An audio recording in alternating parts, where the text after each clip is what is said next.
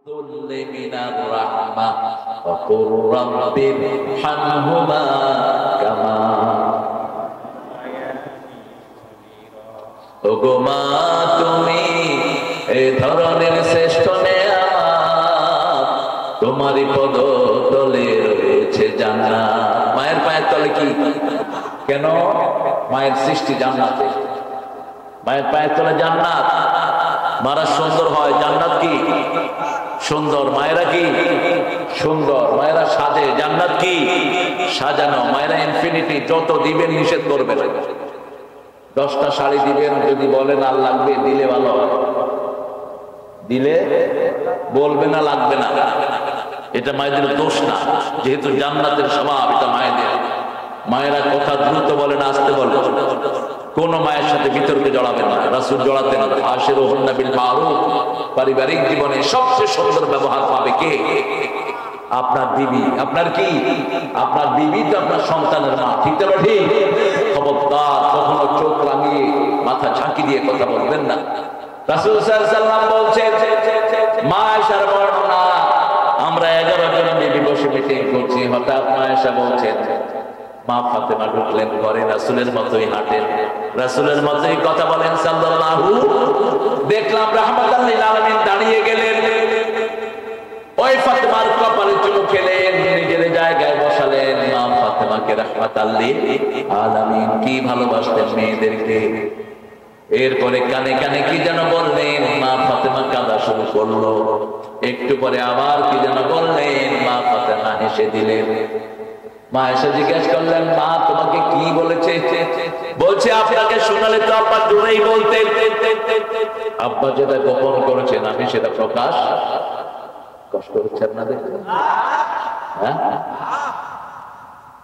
আপনাদের মন এত মরাকে একটু জোরে আল্লাহু আকবার বলেন তো। আরে প্রিন্সিপাল নিজেই কয় না, এই বলেন আবার আল্লাহু আকবার। এটা বলছেন দলীয় স্লোগান, আমরাও তো আল্লাহ দলের মধ্যে, আল্লাহ দলেরই স্লোগান, ঠিক না ঠিক? আমরা যে কোনো বিপদে পড়লে কাকে ডাকবো? আমার হিন্দু ভাইরা বিপদে পড়লে কারা ডাকে? তখন আর দুর্গার কথা মনে থাকে না, তখন আর শিবের কথা মনে থাকে না, কয় খাওয়া তোর শিব। আল্লাহ ছাড়া বিপদ থেকে উদ্ধারের আর কেউ। নৌকাতে উঠে দিয়ে দেখবেন, ঝাঁকি দিয়ে ছেড়ে দিয়ে দেখবেন কি হারে আল্লাহ।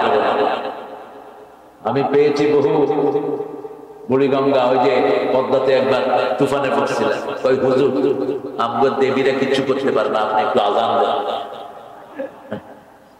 আমি বললাম তোমরা কি করবা? কয় আমরা আল্লাহ আল্লাহ আল্লাহ আল্লাহ। আল্লাহকে আল্লাহু আল্লাহু বলায় না, আল্লাহকে বলায় আল্লাহু আকবার, সুবহানাল্লাহ, আলহামদুলিল্লাহ, আল্লাহু আকবার, লা ইলাহা। পরিপূর্ণ সেন্টেন্স আল্লাহ শিখিয়ে দিলেন।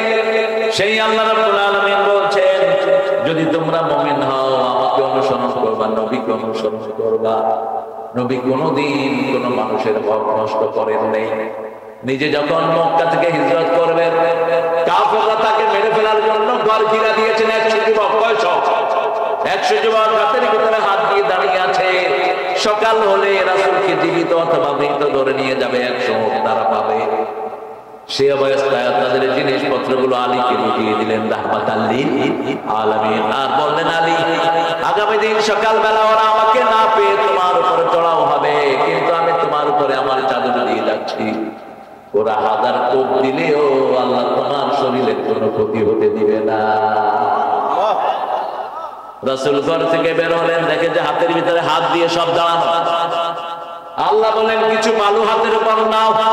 ওয়াজআলনা মিন বাইনি আইদিহিম সাদদান ওয়া মিন খালফিহিম সাফা ফাআগশাইনাহুম ফাহুম লা ইউবসিরুন। কোন সূরা? কোন সূরা? এটা পড়ে ফুল দিয়ে দিলেন, বালুগুলো ঘুরে ঘুরে কাফেরদের চোখে